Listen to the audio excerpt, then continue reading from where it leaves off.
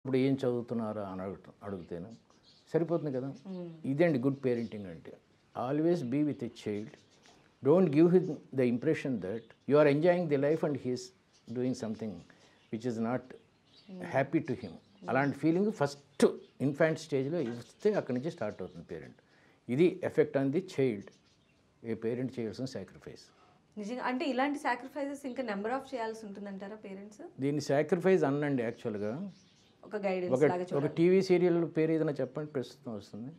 నీ మొగుడే నా మొగుడు అనుకుందాం. ఆల్మోస్ట్ అలానే ఉన్నాయిలేండి కాన్సెప్ట్లు అన్నీ అది కూడా. పోనీ నీకు నాకు ఒకడే మొగుడు, పోనీ ఇది కాదు నా పాత మొగుడే నీ కొత్త మొగుడు అనుకుందాం. ఇలానే 3 సీరియల్స్ లో ఉన్న కాన్సెప్ట్ చెప్పేశారు మీరు కదా. ఈ సీరియల్ చూడటం కన్నా ఒక కుర్రోడిని పక్కన కూర్చొని చదివించడం నిశ్చయంగా ఆనందం ఇస్తుందండి. ఇది నా ఎక్స్పీరియన్స్తో చెప్తున్నా. సో ఈ తల్లి తండ్రి చేయాల్సింది ఏంటంటే ఇప్పుడున్న ఆనందం కన్నా ఇంకొంచెం ప్రొడక్టివ్ ఆనందం, అండర్లైన్ ప్రొడక్టివ్ ఆనందం ఇవ్వటం ఎలా అని తెలుసుకుంటే ఇందులో సాక్రిఫైస్ ఏమి ఉండదండి. నీ కొడుకు జీవితంలో పైకి వస్తుంటే అంతకన్నా ఆనందం ఏముంది. సో దీంతో స్టార్ట్ అవ్వాలి సాక్రిఫైసెస్. అసలు ఈ పేరెంటింగ్ లో ఏమన్నా టైప్స్ ఉంటాయా? యాజ్ ఏ వ్యక్తిత్వ వికాసం చాలా మీరు ఏమన్నా ఎగ్జామిన్ చేశారు? పిల్లోడికి ఒక 13 ఏళ్ళు 14 ఏళ్ళు వచ్చిన తర్వాత అసలు పేరెంటింగ్ బయటపడుతుంది. చాలా రకాలు ఉంటాయి. బుల్డోజర్ పేరెంటింగ్ అంటారు. బుల్డోజర్ పేరెంటింగ్ అంటే పిల్లవాడు నడుస్తూ ఉంటే వాడు ముందే తల్లి తండ్రి ఒక బుల్డోజర్లో వెళ్ళి ముళ్ళు అవి తీసేసి చెట్లు అవి తీసేసి దారి పర్ఫెక్ట్గా వేసేస్తూ ఉంటారు. ఈ పిల్లవాడికి చెక్కి డ్రాఫ్ట్కి తెలియదు తేడా. పోస్ట్ ఆఫీస్కి వెళ్తే రెవెన్యూ స్టాంప్ కొనాలా మామూలు స్టాంప్ అంటే బుల్డోజర్ పేరెంటింగ్లో మొత్తం అంతా చేసేసారు. ఇది బుల్డోజర్ పేరెంటింగ్. ఆ పిల్లోడు మొత్తం మీరే చేశారనే స్టేజ్కి వెళ్ళిపోతారు. వాడికి ఏం తెలియదండి అసలు. యూనివర్సిటీలో సర్టిఫికేట్ తీసుకోవడం కూడా తెలియదు. వాడు అలా పెరుగుతాడు. వాడికి మంచి చాలామంది తల్లులు అంటుంటారు మా వాడు నేను లేకపోతే తినలేడండి. అది bulldozer parenting. Next is called helicopter parenting.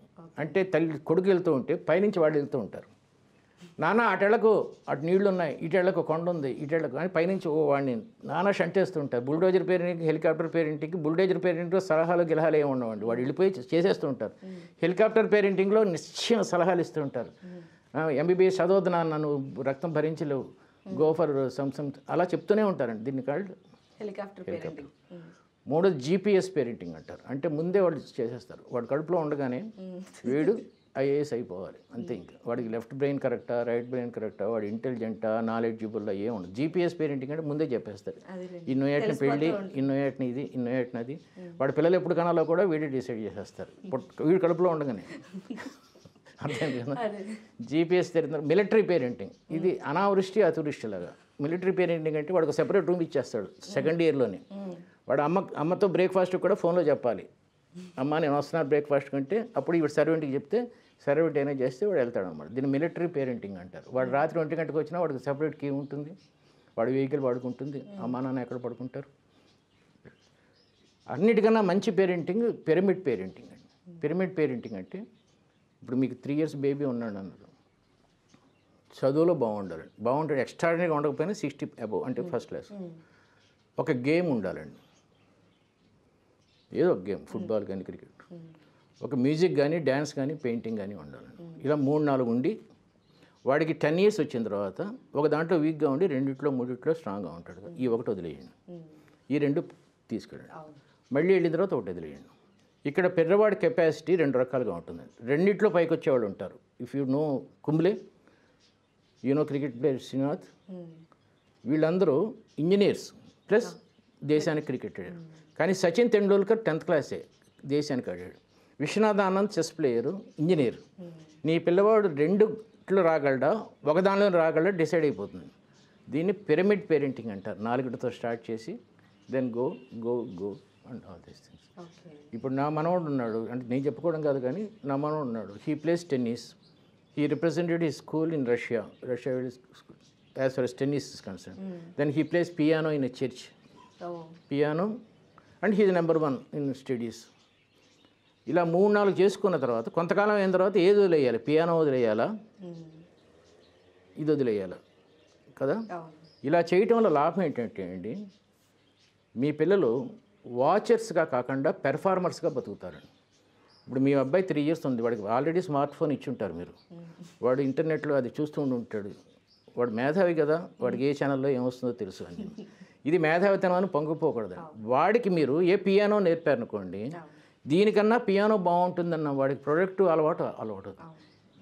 చదువుకి మధ్యలో స్మార్ట్ ఫోన్ కన్నా చదువుకి మధ్యలో పియానో కానీ గేమ్స్ కానీ పెయింటింగ్ కానీ ఉంటే he shift this, relaxes in this and again go for studies. వాడేం చేస్తాడు, దీనికి వచ్చి మళ్ళీ దానికి వెళ్తాడు, స్మార్ట్ ఫోన్కి వచ్చి. బట్ ఇక్కడ డిఫెక్ట్ ఏంటంటే smart phone is more attractive than studies.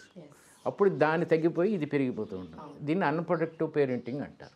అలా కాకుండా pyramid parenting is the great parenting. Okay, అయితే మీరు చెప్పండి, ప్యాసివ్ పేరెంటింగ్కిను ఆథరైజ్డ్గా ఉండేటువంటి పేరెంటింగ్ ఏంటి? అదే ముఖ్యంగా తండ్రులు 3 రకాలుగా ఉంటారండి. ప్యాసివ్ అన్నారు కదా, ప్యాసివ్, అథారిటేటివ్, ప్యాసివ్, పాజిటివ్.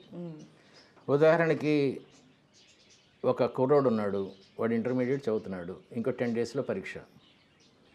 వాడు వచ్చి తండ్రికి చెప్పాడు, నాన్న ఇంకో 10 డేస్లో పరీక్ష ఉంది, మన ఇంటికి 10 కిలోమీటర్ల దూరంలో ఒక గుడి ఉంది కొండ మీద, అక్కడికి వెళ్ళి గుండు కొట్టించుకుంటే యూనివర్సిటీ ఫస్ట్ వస్తుంది మా ఫ్రెండ్స్ చెప్పారు, వెళ్ళనా వద్దా అని అడిగాడు అనుకో. అక్కడ చెరువు ఉంది, చెరువులో మునిగి గుండు కొట్టించుకుంటే. అథారిటేటివ్ పేరెంట్ ఏమంటాడు, దరిద్రుడా చంపేస్తా నేను, చదువు బాగా. ఇప్పుడు వైఫ్ వస్తుందండి, ఏమంటే వాడు ఏదో చంపేస్తా నేను కూడా, చదువు అంటే వీడు చెప్పింది వీడికే తప్ప వాడు చెప్పేది అసలు విండండి, కరెక్ట్ కాదు అసలు విండవు. దీన్ని అథారిటేటివ్ పేరెంట్ అంటారు. ప్యాసివ్ పేరెంట్ ఏమంటాడు, నిజంగా ఫస్ట్ క్లాస్ వస్తుందంటే వెళ్దాను నాన్న, నువ్వే కాదు నేను, అమ్మ, పక్కింటి వాడిని కూడా గుండు కొట్టిస్తాను, నీకు వస్తుంది అందుకనే కావాల్సింది ఏమిటి, అందరికీ గుండు కొట్టించుకుందాం, బంధువులందరికీ ఉత్తరాలు రాస్తాను, నీకు ఫస్ట్ క్లాస్ రావటం. ఇది ప్యాసివ్. పాజిటివ్ అంటే ఏమంటాడంటే, నాయన యూనివర్సిటీ ఫస్ట్ అనేది ఒకటికే వస్తుంది, ఇంతమంది గుళ్ళు కొట్టించుకుంటే అందరికీ రాదు కదా, కాబట్టి పాస్ అవ్వటానికి బాగా చదవాలి. నీకు గుండు మీద నమ్మకం ఉంటే నేను కాదన్నావు, అది పరీక్ష అయిన తర్వాత కొట్టించుకుందాం, కానీ ఇప్పుడు వద్దు, ముందు చదువు. ఇది పాజిటివ్. ఇలా 3 రకాల పేరెంటింగ్స్ ఉంటుంది, authoritative, passive and positive. Okay, so గురువుగారు, మరి ఒక విద్యార్థిని పైకి తీసుకురావడంలో పేరెంట్స్కి మీరు ఇచ్చేటువంటి సజెషన్స్ ఏంటి? చాలా ఉన్నాయండి, కానీ ముఖ్యంగా ఒక 13 years 14 yearsలో అమ్మాయిలు సెకండ్ స్టేజ్ ఆఫ్ లైఫ్కి వెళ్తారండి. అబ్బాయిలు అరౌండ్ 15 to 16 years వయసులో సెకండ్ స్టేజ్కి వెళ్తారు. There are 4 stages in life. First stage I'm not okay, you are not okay, అది తర్వాత మాట్లాడదాం.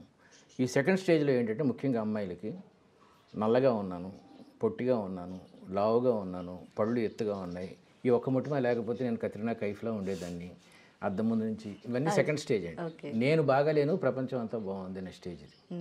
ఈ స్టేజ్లో పేరెంట్ గైడెన్స్ చాలా కావాలి. వాళ్ళు ఒకటే చెప్పాలి, నేను ఎప్పుడు ప్రతి మీటింగ్లో చెప్తూ ఉంటాను, నువ్వు 100 ఆపరేషన్లు చేయించుకున్నా ఐశ్వర్యరాయ్ కాలేవు.